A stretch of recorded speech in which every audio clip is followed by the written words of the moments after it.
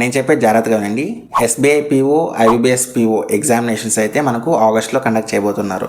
So మన preparation August 1 కల్లా complete చేసేసుకోవాలి. ఇక్కడ నుంచి మనకు కరెక్ట్గా 60 డేస్ కౌంట్డౌన్ అయితే స్టార్ట్ అయిపోతుంది. మనం ఎగ్జామినేషన్ హాల్లోకి అడుగు పెట్టే ఆ సమయం అయితే చాలా వేగంగా పరిగెడుతోంది.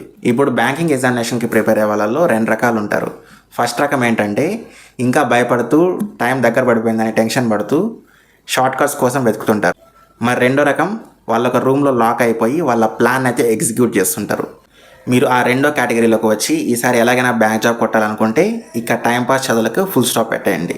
మీరు రాబోయే 60 రోజులు మిలిటరీ ఆఫీసర్ లాంటి డిసిప్లిన్ ఫాలో అవ్వాలి.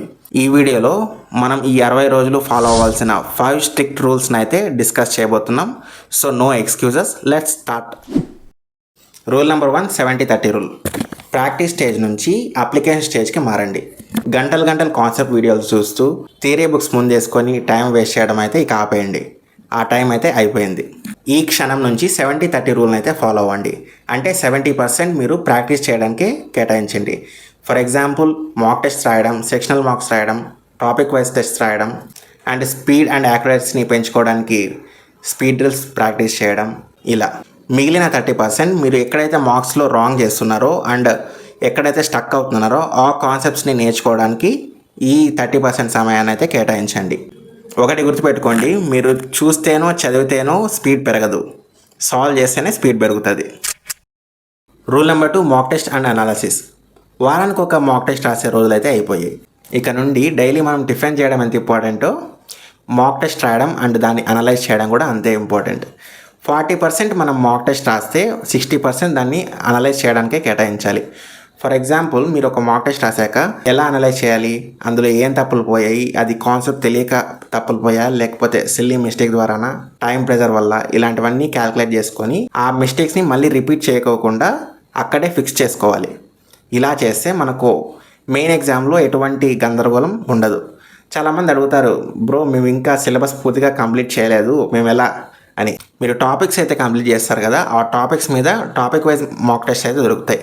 సో ఆ టాపిక్ వైజ్ మాక్ టెస్ట్ ద్వారా మనం ప్రాక్టీస్ చేసుకోవచ్చు. మీరు ఎగ్జామ్ రెడీ అయ్యాక ఫుల్ మాక్ టెస్ట్ అయితే ఖచ్చితంగా రాయాలి. మనకు టైం అయితే చాలా దగ్గర పడిపోతుంది కాబట్టి ప్రిపరేషన్ అయితే స్పీడప్ చేయండి. మీ స్కోర్ కేవలం టెస్ట్ రాస్తే పెరగదు. ఇంతకుముందు చేసిన మిస్టేక్స్ నెక్స్ట్ టెస్ట్లో రిపీట్ చేయకుంటేనే మనకు స్కోర్ అయితే పెరుగుతుంది. Rule number 3, speed boosters and high weightage topics. మనకు బ్యాంకింగ్ ప్రిలిమ్స్ ఎగ్జామినేషన్లో అతిపెద్ద శత్రువు ఏంటి? Time management. సో మనకు ఎగ్జామినేషన్లో టైం మేనేజ్ చేసుకోవాలంటే ఇప్పటి నుంచి మనం ఒక టైమర్ పెట్టుకొని క్వశ్చన్స్ని అయితే సాల్వ్ చేయడం అలవాటు చేసుకోవాలి. డైలీ మనం 10 to 15 క్వశ్చన్స్ని ఈచ్ టాపిక్ నుంచి టైమర్ పెట్టుకొని సాల్వ్ చేయాలి. ఒకటైతే గుర్తుపెట్టుకోండి, మనకు టాపిక్ వైజ్ వెయిటేజ్ ఉంటుంది కదా పాస్ట్ 5 yearsది, ఆ టాపిక్ వైజ్ వెయిటేజ్ ప్రకారంగా చదవండి. It's very useful in preparation. And also high weightage టాపిక్స్ని అస్సలు మిస్ చేయకండి. ఫర్ ఎగ్జాంపుల్ మనకు హైయెస్ట్ వెయిటేజ్ టాపిక్స్ ఏవే ఉన్నాయంటే ఇంగ్లీష్లో రీడింగ్ కాంప్రహెన్షన్ ఉంది, రీజనింగ్లో puzzles and seating arrangement, next క్వాంట్లో డేటా ఇంటర్ప్రిటేషన్. సో ఈ 3 టాపిక్స్ బిగ్ ఫిషెస్ అనమాట. సో మనకి ఇవి బాగా వస్తేనే బ్యాంకింగ్ ఎగ్జామ్స్ క్లియర్ చేయడానికి అవుతుంది. Rule number 4, general awareness. చాలామంది చేసే అతి పెద్ద తప్పు ఏంటంటే ప్రిలిమ్స్ రిజల్ట్స్ వచ్చాక జిఏ చదువుదాంలే అనుకుంటారు. సో అప్పుడు అస్సలు టైం ఉండదు, అప్పుడు చదివినా కానీ మనకు గుర్తుండదు. సో అందుకే ఇప్పటి నుంచి మనం జనరల్ అవేర్నెస్ అయితే చదవాలి. General awareness, banking awareness, current affairs అయితే లాస్ట్ 4 to 5 months ఉంటాయి కదా, అవి ఇప్పటి నుంచే రీకాల్ చేసుకోండి. అండ్ ఇప్పటి నుంచి జరిగే కరెంట్ అఫైర్స్ని కూడా ఫాలో అవ్వండి. మనకు మంత్లీ పీడిఎఫ్స్ దొరుకుతాయి కదా, వాటిని ఫాలో అవ్వండి, సరిపోతుంది. మనం ఇప్పటి నుంచే జనరల్ అవేర్నెస్కి ప్రిపేర్ అయితే ప్రిలిమ్స్ రిజల్ట్స్ వచ్చాక అందరూ మెయిన్స్లో టెన్షన్ పడుతుంటే మనం మెయిన్స్కి ఈజీగా ప్రిపేర్ అవ్వచ్చు. ఎందుకు? మనం జనరల్ అవేర్నెస్ని ఇప్పటి నుంచే ఫాలో అవుతున్నాం కాబట్టి.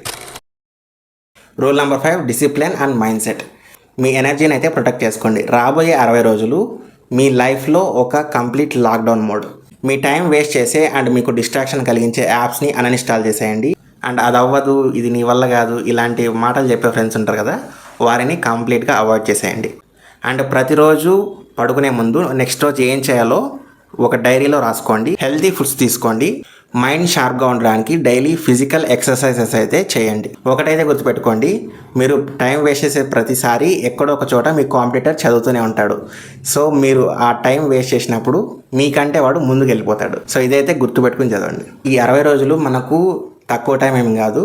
మన బ్యాంక్ జాబ్ కళని నిజం చేసుకోవడానికి అండ్ మన లైఫ్ని మార్చుకోవడానికి ఇదొక మంచి ఛాన్స్. ఈ వీడియో మీకు హెల్ప్ఫుల్ అనిపిస్తే వీడియోని అయితే లైక్ చేయండి. ఇలాంటి మరిన్ని వీడియోస్ కోసం మన ఛానల్ అయితే సబ్స్క్రైబ్ చేసుకోండి. Thank you for watching.